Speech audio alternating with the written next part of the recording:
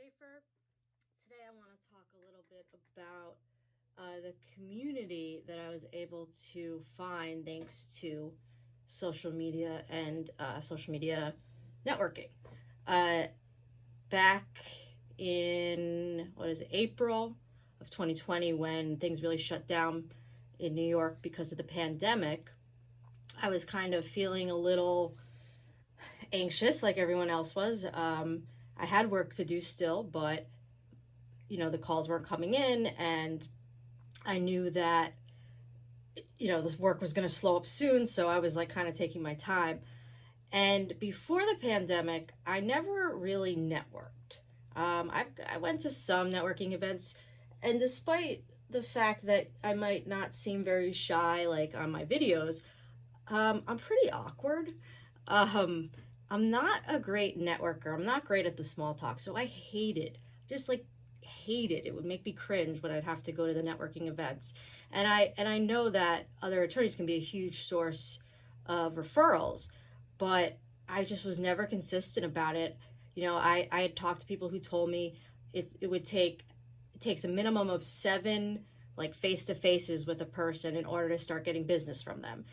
And that's a lot. And I would like get anxious, like, who is it worth continuing to meet with? Like, like really more excuses. So when the pandemic hit and, we were forced online, I got invited to a marketing Facebook group, a Facebook group with other immigration attorneys that was focused on marketing. And I was like, why not? Maybe these people have some good ideas and it can help me, because I was already trying to expand my reach on social media. And that group kind of ballooned to like 30 people. Eventually, someone started a WhatsApp side group, and there's 10 female immigration attorneys in that WhatsApp side group, and I've been in it ever since. And I've also turned more to Facebook groups, professional Facebook groups and stuff to ask questions and answer questions for colleagues. And what I realized was that there is this huge community out there that now I have is easy access to. Obviously, when you're talking online, it's easier than talking in person. And I ended up becoming really close with the other ladies in my group. And we're still in the WhatsApp group. We still talk. We still help each other. And in fact, so much so that yesterday I had an issue come up where, all of us attorneys have dealt with this at one point or another, but I got an email from another attorney saying that she was asked me to sign a change of consent to change attorney for one of my clients. And fortunately for us, it doesn't happen too often, but this client was like not a client you would expect to switch attorneys.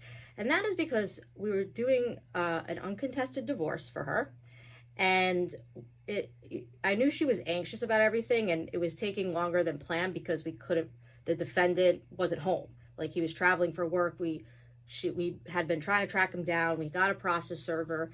We did our due diligence with serving him and at his home, but we couldn't with the attempted service. And then we did a motion for alternate service that was granted immediately. And then I served him through the alternate service. So at this point in that case, all we were waiting was for the 40 days to pass for the default so we could file the RJI and the rest of the divorce paperwork. So really nothing else too hard. The hard part was serving him and getting that motion granted. So, and then this was a client who, when she found that I got married, sent me flowers. She was also a client who we were going to be her lawyers for immigration because there was an immigration case related to the divorce, and she wanted an attorney who did immigration and family. So when I got that email, I was, I try not to take it personally, but I was just like, I don't get it. And I was a little bummed out. I had a trial at 3, like a couple hours later, so I needed to kind of break out of it and get in like fighting mode.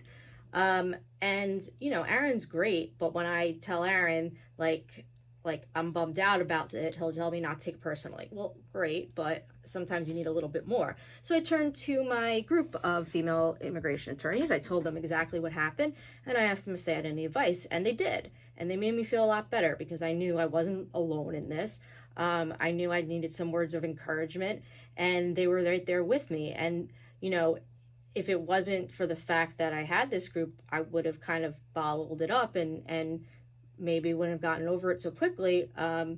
But that's one of the nice things that it about going online and networking really online was that it opened me up to a new community I didn't know about, and we're really supportive of one another. And I know I'll talk more about this WhatsApp group and the things that we help each other with in a future episode. But yesterday was really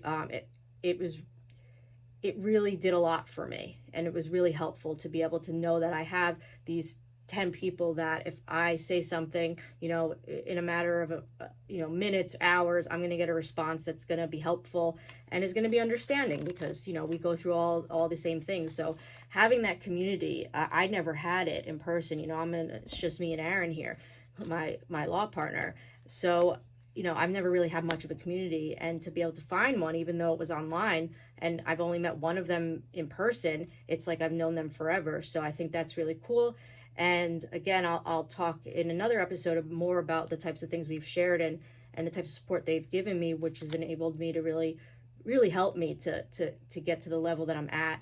But that's all for today. I just really am grateful that I'm able to turn to other people in a professional manner to support me and understand what I'm going through, because we all need it once in a while. So that is all for today for #FollowAttorneyAmanda. We'll see you next time.